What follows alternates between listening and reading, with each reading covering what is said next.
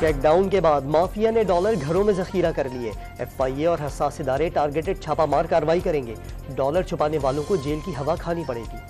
Level playing field کی شکایت کسی اور سے نہیں، نون لیگ سے ہے۔ شکایت کا آصف زرداری حل نکالیں گے۔ تمام سیاسی جماعتوں کو ایک ساتھ الیکشن کا مطالبہ کرنا چاہیے۔ انتخابات کی تاریخ کا اعلان کسی کے پاس نہیں، صرف الیکشن کمیشن کے پاس ہے۔ بلاول بھٹو زرداری کی لاہور میں میڈیا سے گفتگو۔ چودھری پرویز الہی نے مہنگائی کا ذمہ دار نواز شریف اور شہباز شریف کو قرار دے دیا۔ صحافیوں سے گفتگو میں الزام لگایا کہ دونوں بھائیوں نے آئی ایم ایف سے غلط شرائط پر قرضہ لیا، ملک میں مزید بے روزگاری کا خدشہ بھی ظاہر کر دیا۔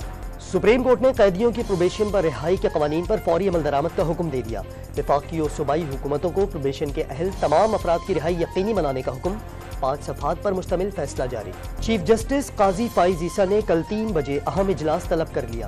پاکستان بار اور سپریم کورٹ بار کے ارکان کو دعوت، بینچوں کی تشکیل، مقدمات سماعت کے لیے مقرر کرنے پر تجاویز لی جائیں گی، ذرائع کا دعویٰ۔ کینیڈا میں سکھ رہنما ہردیپ سنگھ کے قتل میں بھارت ملوث نکلا۔ کینیڈین وزیر خارجہ نے را کے سربراہ کو ملک چھوڑنے کا حکم دے دیا۔ بھارت نے جواب میں کینیڈا کے اعلیٰ سفارتکار کو 5 روز میں ملک سے نکل جانے کا کہہ دیا۔ خالصتان تحریک کا بھارت کے ٹکڑے ٹکڑے کرنے کا اعلان۔ بھارتی مصنوعات کا پاکستانی آئی ٹی انڈسٹری اور بینکنگ سیکٹر میں استعمال کا انکشاف۔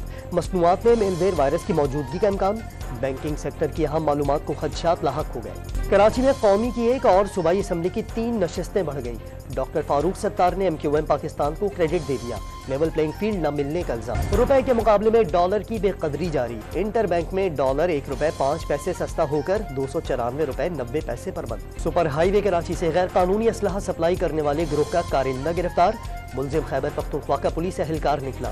قبضے سے 2 پستول، منشیات اور پولیس کارڈ برآمد۔ آئل ٹینکرز کانٹریکٹر ایسوسی ایشن کا احتجاج۔ کراچی سے ملک بھر میں تیل کی سپلائی بند کر دی۔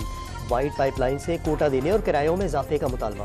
اور لاہور میں موسلادھار بارش کے بعد سرکاری اسپتال تالاب کا منظر پیش کرنے لگے۔